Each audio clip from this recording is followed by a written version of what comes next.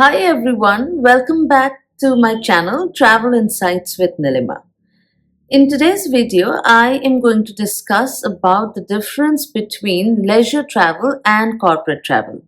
If you've ever wondered why booking a family vacation is completely different than booking a corporate travel, this video is definitely for you. Leisure travel and corporate travel are the two different segments of the travel industry, and that is what we are going to discuss in this particular video. So, let's first understand what exactly is leisure travel.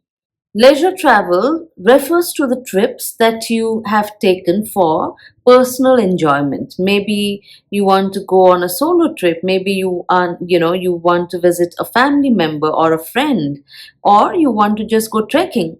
You just want to leisure around. That's what the leisure trip means. In leisure travel, the passenger usually pays for their own vacation. Whereas in corporate travel, it is usually the organization who pays for the trip. So let's understand now what exactly is a corporate travel. Corporate travel refers to the travel that you undertake for or on behalf of the organization.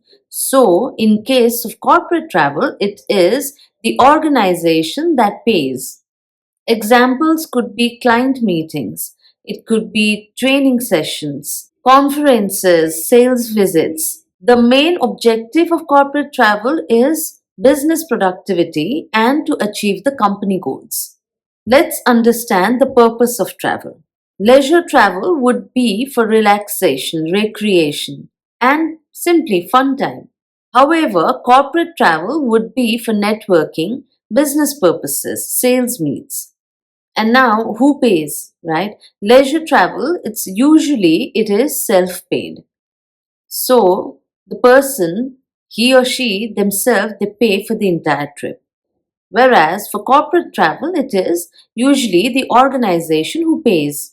Leisure travelers are usually flexible when it comes to the date of departure, and maybe, the budget will define. So, if traveling on a weekday might be a little economical, someone would not, someone would prefer doing that, right? But usually for business travel, it is almost fixed because the meeting dates are planned, the events dates are planned. So the corporate travel are usually not flexible. Corporate travel usually follows strict corporate policies. So, it depends on the kind of policies that the person working in the organization would have.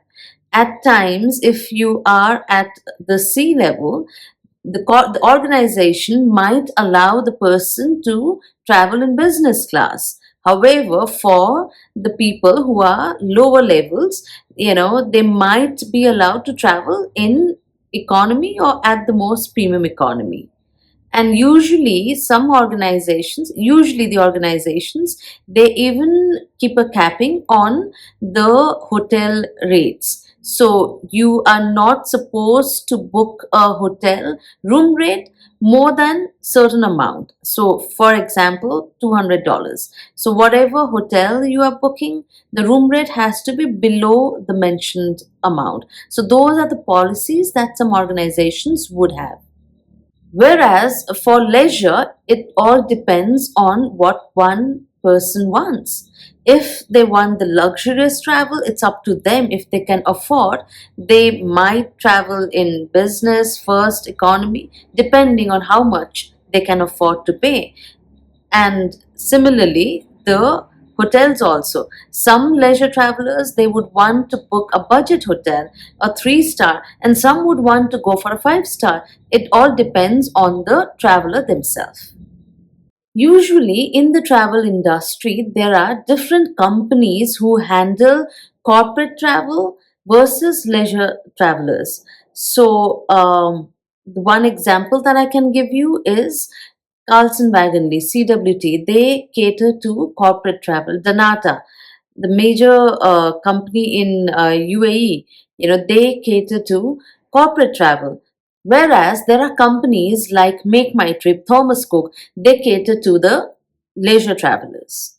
Corporate travel consultants need to have the expertise in corporate expense management, duty of care, corporate contracts, and GDSs, right?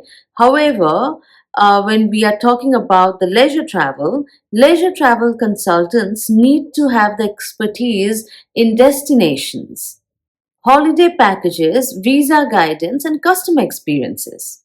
Many business travelers they combine business with leisure. So, for example, if someone is visiting Singapore for a client meeting, they might extend for a couple of days and club the leisure part of it, right? Now, that again depends from companies to companies.